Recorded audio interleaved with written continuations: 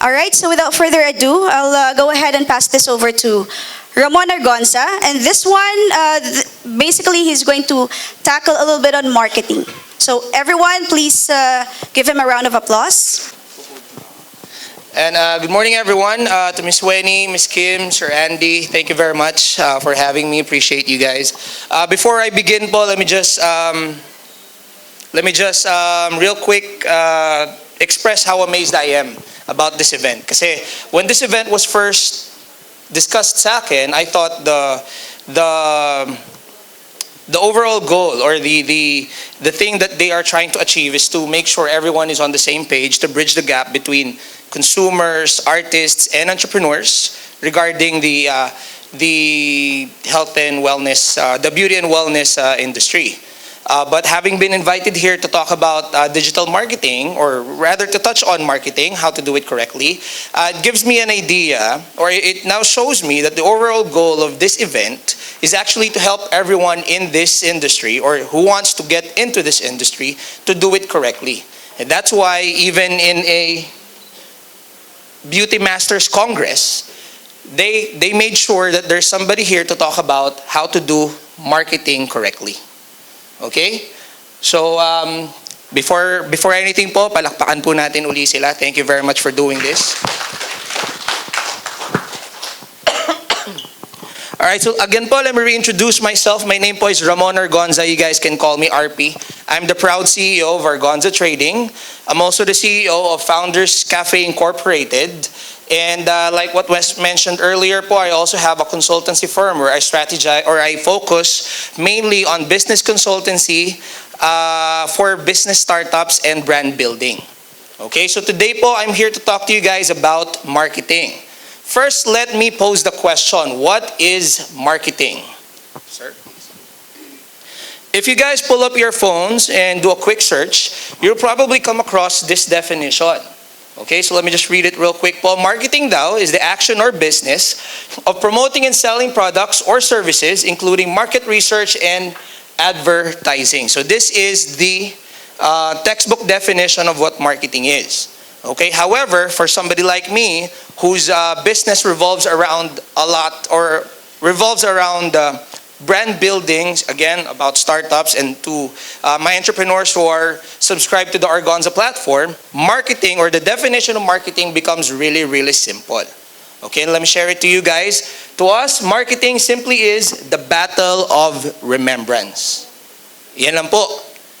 It's that simple, to be remembered. That is really the goal that we have when it comes to marketing. So, what does this mean? Marketing po is basically, again, the way that we do it to make sure, the way we do our effective marketing, it is basically just making sure that your clients remember you, that you are always an option. That is basically just it. A lot of people po confuse marketing with sales. They think na ang marketing efforts mo is the same as your sales efforts. This is actually a very big mistake. Ang pagmamarket mo po, or your marketing efforts, is what you will convert from or for your sales. Pero it is not your sales. Kaya nga po merong marketing team and then may sales team. Okay, so there are a lot of mistakes na I'm seeing, and hopefully by the end of this, by the end of my 30 minutes here, I will have been able to answer or correct some of them. Okay, so when it comes to brand remembrance, layo kasi nito. When it comes to brand remembrance, basically po dito pumapasok yung mga strategy na ginagawa natin. Everything that we do, try to redirect them to us. That's all it. Just to give you an idea how we do this, a simple example of the strategies that we do on a daily basis for the brands that I handle. I just think of ideas on how to make them look my way. Ganun lang po yun. Diyan pumapasok lahat ng mga iniisip mong diskarte, lahat ng mga promos mo, everything, your new items, your promos. This is all it's for. To make sure they keep looking at you. Okay, so it's simple. It's like parang, for example, kung gusto ko, titingin kayo lagi sa akin. It's like telling you all the time, look at me, I have a new shirt. Look at me, my haircut is new. Look at me, I have a new watch. Look at me, may bago akong shorts. That's it. Okay? That is what marketing is. A lot of us, we mistake na kapag ako nag-market, bumili ka, bumili ka, bumili ka. That's actually wrong.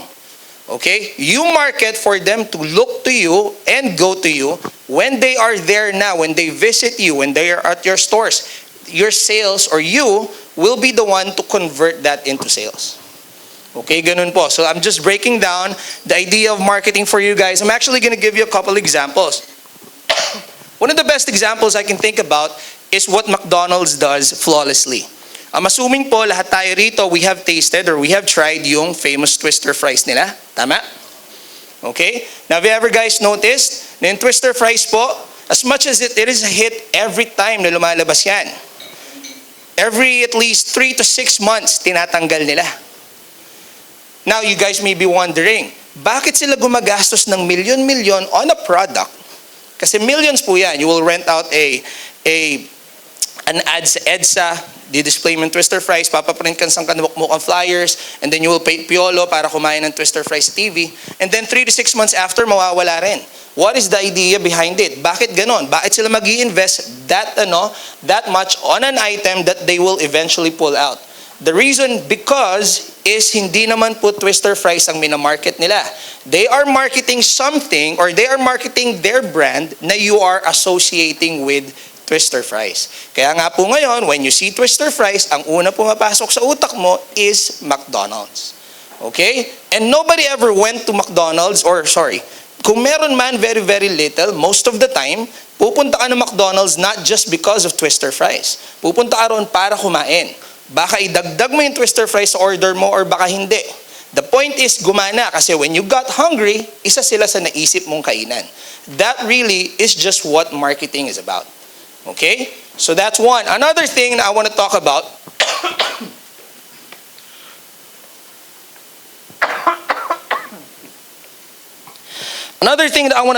about marketing po, if you have flawless marketing execution, another thing that I guess you can say great about marketing is you don't even have to have the best product. Okay? Ideally, you want to have the best product or service out there, but realistically, that's not always going to happen. Obviously, somebody will have to settle for number 2, number 3, sometimes even last place. Okay? But the good thing about marketing is if you're doing it correctly, even if you don't have the best product, as long as you have tremendous marketing efforts, you will still be able to convert really, really well. Okay? So what do I mean? Kasi sometimes you don't have the best product. You have a great or sometimes even just a good product. But if you know what you're doing, that may already be enough. Okay, let me give you guys another example. I'm assuming po everybody here knows who Starbucks is. Kilala naman po siguro natin kung sino ang Starbucks. In case hindi, just to give you guys an idea, Starbucks is the #1 coffee brand in the world. Okay? Fact po yan. I'm not inventing that. Starbucks is the #1 coffee brand in the world.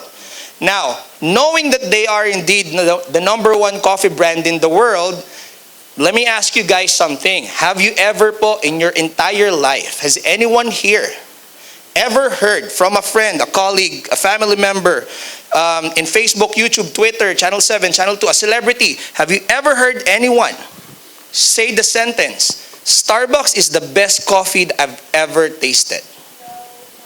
Wala, di ba? Meron po ba dito? Anyone here? Now, how can that be? How is it that Starbucks is the #1 coffee brand in the world, but nobody is considering that they're the best coffee that they have ever tasted? That, guys, is the power of marketing. If you're able to market your brand well, it doesn't even have to matter whether or not you have the best product out there. Okay? Questions po so far? Wala pa naman? Alright, so let's move on. Now, obviously, marketing is a very wide subject. So we have traditional media, the radios, TV, all that. For today, but since I only have about 30 minutes po to talk to you guys about marketing, for today I'm only going to focus on what I believe is the best way for you to market in our time today. Okay? And that would be digital marketing. Now, digital marketing po is still very wide. Actually, my team conducts 2-day seminars on just digital marketing alone. Malaki-laki po yan. And again, I only have around 30 minutes here. Kasi digital marketing has all of these and more. So meron po tayong Facebook marketing, Twitter, Instagram, Google Ads, YouTube, etc. There are a lot out there that you can start to market with. Again, given only 30 minutes, unfortunately, hindi ko po madadaanan lahat, and I'm not even gonna be able to give you the full excuse me, sorry. I'm not even going to be able to give you the full breakdown of this topic that I'm going to give you. My goal here today really is to give you guys an idea, hopefully inspire some of you, na right after the seminar, if you are going to direct 90% of your marketing efforts po into one channel, it should be Facebook marketing. Okay? Now, I'm assuming po, marami sa atin actually nagmamarket na sa Facebook. To give everyone here an idea, ako na lang po, like what I said, I work with hundreds of brands on a daily basis, and 90% of my marketing efforts I actually do on Facebook. That's how powerful Facebook is. And hindi naman po sa pag-ano, we actually charge quite a money algorithm for you, or who can read the algorithm for you. So to answer the question po, if you have the ability to, then go both. Pero if you need to just choose one, so let's say you are well established po sa lahat, meron kang Twitter, Instagram, YouTube, Facebook, whatever. If you need to choose one sa lahat na sa kanila, go with Facebook. Especially here in the Philippines, Facebook po is super duper powerful talaga. Okay? Any other questions po? Okay, thank you, ma'am. Yes, ma'am. Sorry.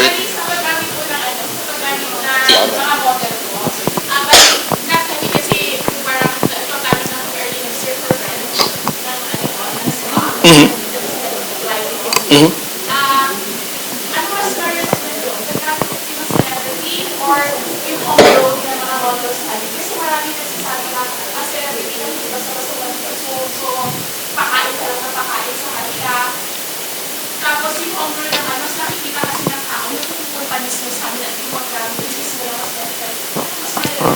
Okay, we're talking about ads, ma'am, no? Okay, so let me answer that po factually via conversion. So, unfortunately, hindi po natin matatanggal yung thinking ng mga tao, not just in the Philippines, everywhere, na kapag ang ginagawan mo sikat, the tendency is, the followers nun tao na yon, you're gaining leverage also. Okay, so for example, if you're a diehard fan ng isang artista, sobrang idol mo siya, and they found out na sa inyo pala nagpapa-facial or kung ano man pong service yon, and then abot sa budget nila, there's always the possibility, or there's a very strong possibility of that person going to you simply because of that ad. Okay? But the good thing about not just marketing but the world we live in right now, medyo importante na po kasi sa atin, more on specialization eh. Okay? So a lot of people now, I don't want to say gimmick, pero that strategy is not super effective na anymore. It still has benefits, pero it's not the only thing na nakakapagpasikat ngayon ng brand. Kasi we are more cling to the idea ngayon na even new brands, new names, as long as nakita mo tama yung ginagawa nila, you will still be able to enjoy naman good conversion from them. Okay? However, kami po, with all the brands na we handle, hindi pa rin po namin maalis yung katotohanan na we always have we always have parang a review ng mga pinopost namin, kasi the reality is, it's a sad reality, kung sino po yung mga ganda at mga gwapo na pinopost namin, mas mataas ang interaction. So I don't know how to exactly say that's something psychological na po ng mga nakakita. So read into that whatever you will. Pero I can tell you for a fact po, with the companies that we handle, kung pag magaganda at mga pogi yung mga pinopost namin, mas mataas yung interaction na nakukuha ng post na yon. Kaya nga po pag pogi, sigurado pinipicturean ko eh. Thank you, ma'am. Any other questions po? Kanina may nagtanong po. Yes, ma'am. Tips on widening our reach and getting organic likes. Okay, very good. Yung po actually, yung pong sagot mo dyan, ma'am, I will be answering that more towards the end, kasi as far as tips is concerned po, it is very wide. Medyo marami-rami siya. And total, patapos naman na ako. So sasagutin ko na nga rin po. The good thing is, everybody who attended this event po, our organizers, si Miss Wenny, si Sir Andy, si Miss Grace, they all made sure na you guys are also enrolled in our free digital marketing class that we're going to be rolling out either November or December. So as long as nag-attend ka po nito, makaka-attend ka ron. So the things that you can look forward to would be to understand Facebook a little bit more than how we understand it now. Kasi right now po, I'm assuming most of us here understands it via social media. After the training, you will be able to understand it more for your business engine. Okay, basically how to make it an engine that works for your business. So the things po na binabanggit sa atin kanina ng ating marketing expert, yung mga algorithm na yan, how to understand those, it will all be discussed to you guys on the free training that we will be giving you. Okay? Any other questions po? Wala na? We're good? Yes, ma'am. Sure. No problem.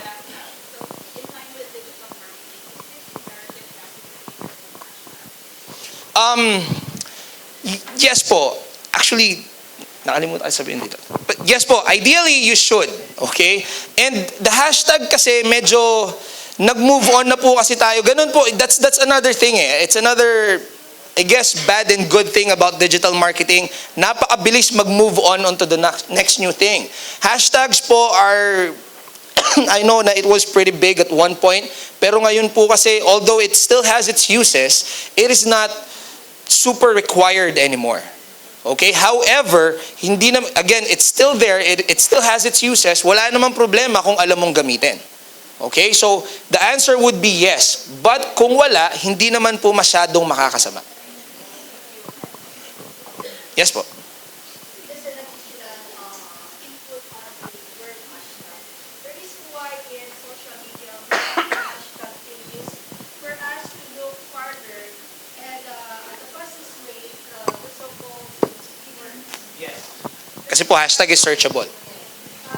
When you do the search engine using the Google, when you type something, a word that it has something to do with mic playing or let's say window delete with a hashtag, it would be very easy for us to look for the specific. Correct. That's the reason why in social media, we keep on doing hashtag. In your different business or different aspects of business, if you have something that is important for you, let's say for example, I have my school and my hashtag is page later. Once you type the word page later, basically lalabas ko yung kaagad sa search engine. At yung pinupunti niya, maganda po ay nai-dabere kayo sa market. That's the additional input. And Very good. also, additional input dun sa tanong ni Ma'am Gil, hindi po ba ang gumagamit ng artista o kaya ng mga hotel? You can do both. Why? Because they are still part of the marketing process. Meaning to say, it will be better if you do both. Because an artist o mga artista na kukuha kayo ng ano, yan yung tinatawag natin na financially, I for one in my training with emergency settings, I go farther with the local, what I call them local yes, kasi po, you should also consider the demographics. I think the place where you are, where the place, where the laws,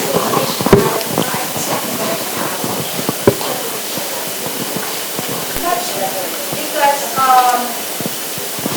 sila po mismo sila mismo yung naka-engage sa music. That's the reason why better if you really want to go further with the macro and micro perspective, pwede yung gamitin as what Sir Argonza mentioned about it. If you can maximize all the marketing opportunities that we have. And Just to add on a little bit po doon about the artista thing. Like what I said earlier po, meron pa ring leverage yan. Thank you, ma'am. Most of it kasi, so when you do, Thank you po. Any other? make them go to your to your place, to your academies, and you do the photo shoot and everything. A lot of it po kasi falls on traditional media, yung following nila. So my answer earlier kay ma'am po na as far as digital marketing is concerned, importante ba gumamit ka ng artista? If you can, yes, maganda po tulad po ng sabi ni ma'am, if you want to maximize it, please do. Kasi obviously, yung celebrity will have its own fan base na you will be able to tap into should you have a successful marketing campaign. However, another beautiful thing po kasi pagdating sa digital marketing is hindi na ganun ka-importante masyado magka-artista ka. So kahit na picturean mo isang tao na may hawak or kinikilayan mo siya, basta maganda yung pagkakagawa mo ng campaign na yon, you understand the algorithms and all that, it will still fall under the right screens, the people who should be looking at your ad. So that is the beauty of digital marketing po. It eliminates yung hirap ng pagmamarket kasi dati hindi natin alam paano ba natin i-market yung lugar natin. Should I reach this? Magpa-mention ba ako sa radyo na to? Magpalabas ba ako ng ad na 100,000 for 30 seconds lang sa TV, yung mga ganon? Ngayon po ang kinaganda, you can literally dedicate yung 100,000 mo to people who will be seeing your advertisements. That is the beauty of digital marketing. Ang ma'am, sorry? Billboards?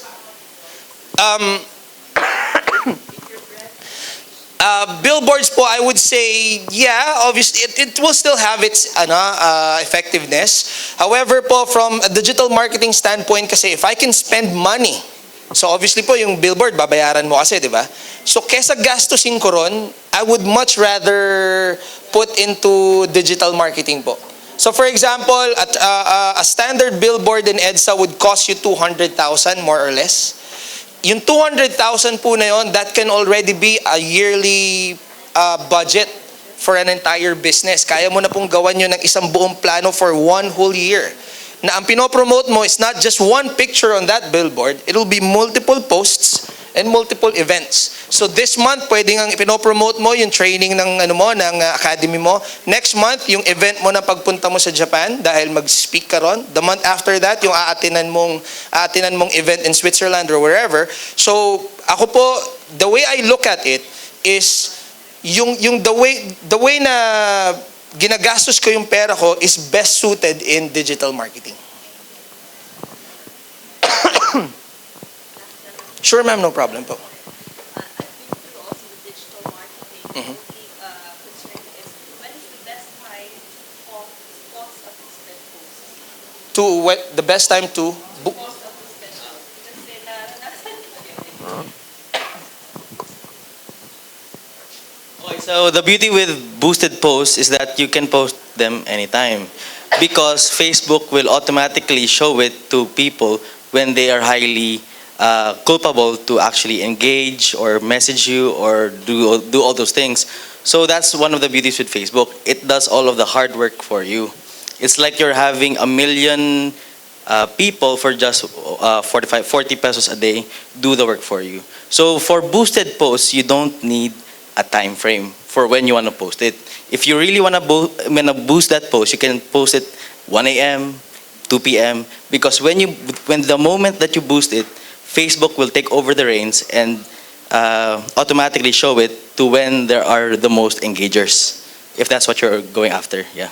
But you do have the option to schedule it, but I don't recommend it because Facebook has more data than any individual person or business has, so it's better that you leave the algorithm to do its work for itself.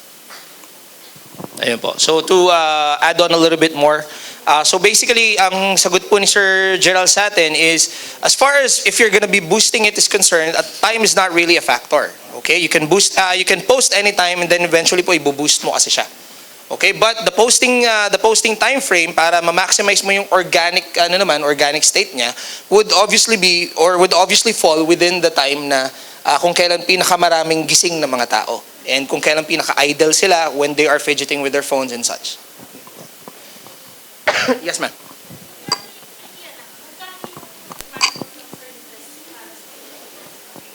Para po saan? Sorry? Nagpapa-digital market? How much is, ang tanong po ba natin, magkano ang budget for digital marketing?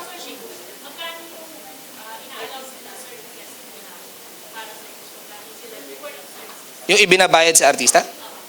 Ah, ma'am, hindi ko po alam. Yung talent fee nila? Kunwari, parang experience.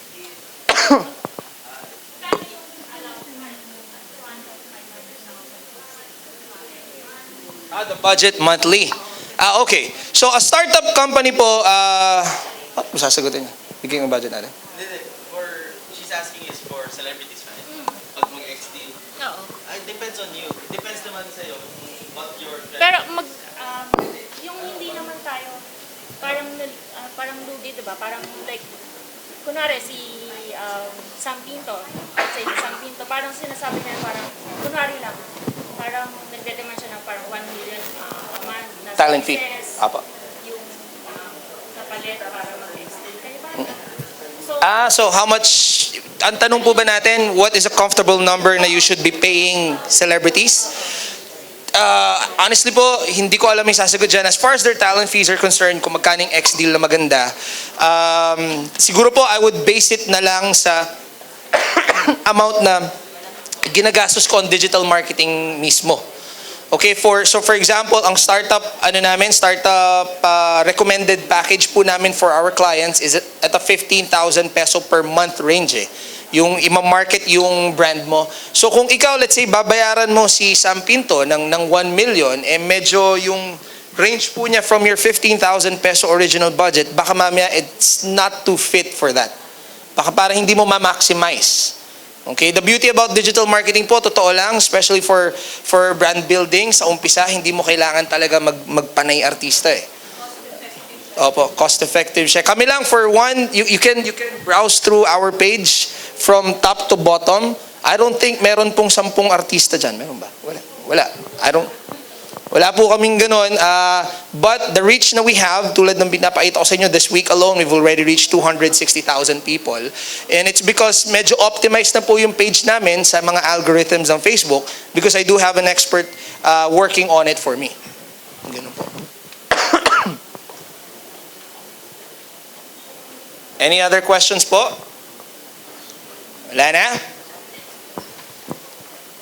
Okay po, so if nothing else, thank you very much. I appreciate everyone for taking the time to listen. Sorry po, medyo natagalan. Thank you very much po and have a good day.